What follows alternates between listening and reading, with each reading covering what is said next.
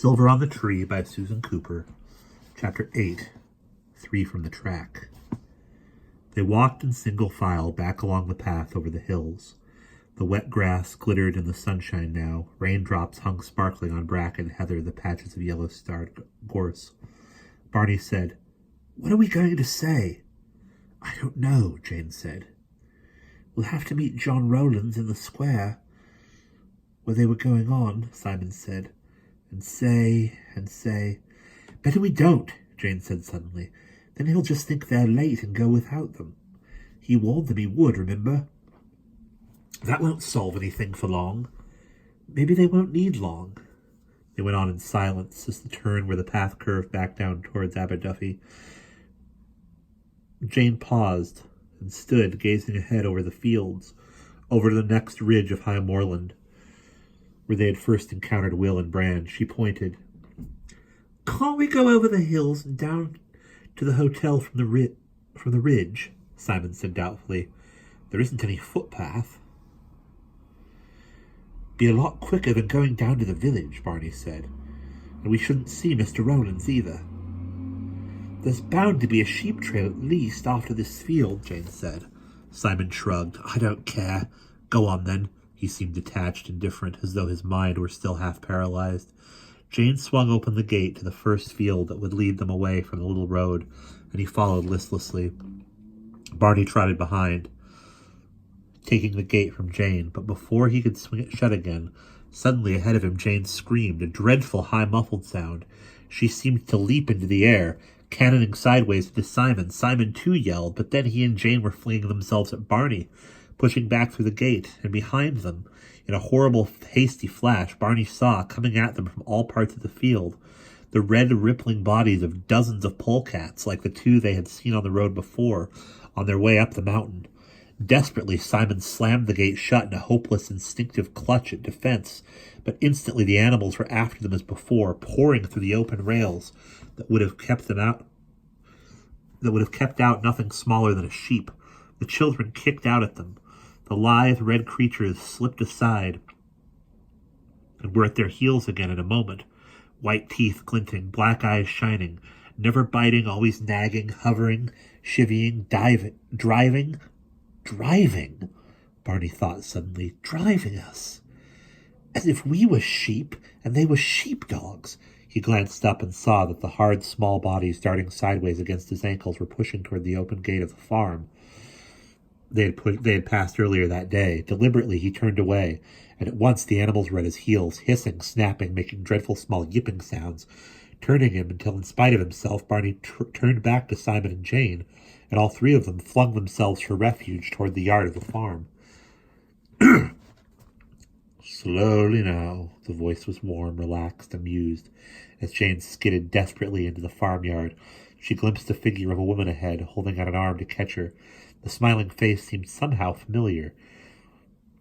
Jane thought no further, but collapsed in exhausted relief against the comfort of the outstretched arm.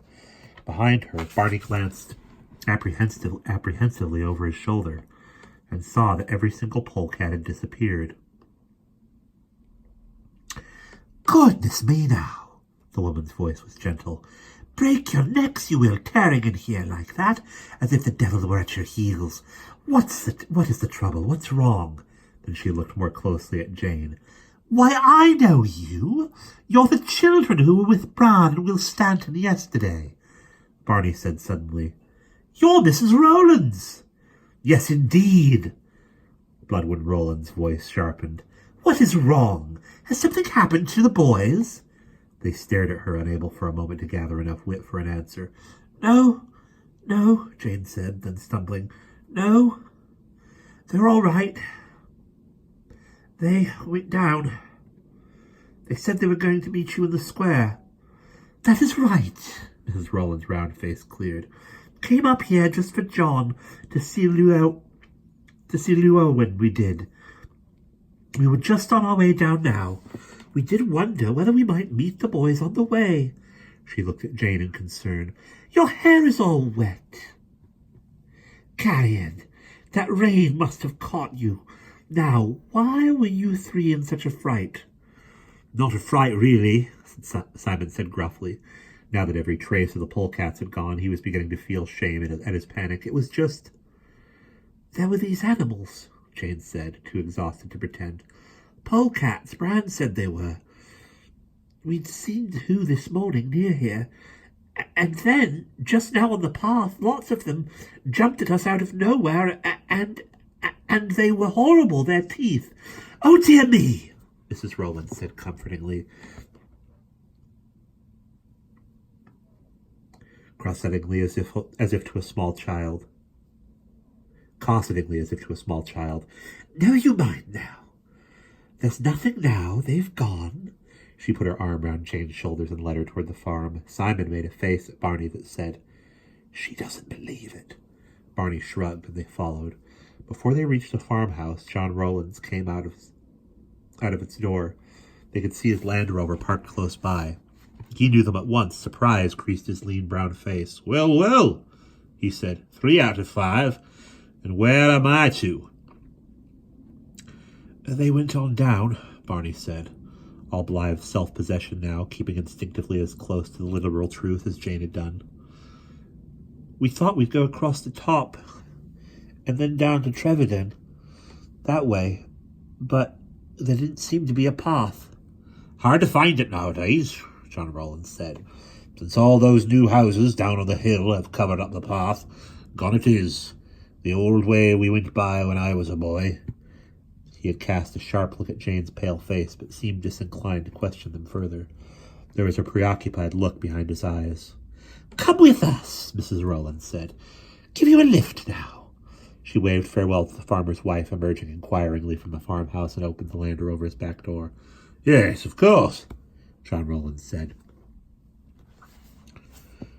Thank you very much. They climbed in. Jane peered closely at the hedgerow and field as the car turned out into the lane, and saw Barney gazing too, but there was no sign of anything except white fool's parsley and rose bay willow herb, tall in the grass, and the sweep of the tall green hedges above. Simon, sitting beside her, saw the strain in her face, and brushed a fist gently against her arm. He said very low, But they were here, and we'll pause there.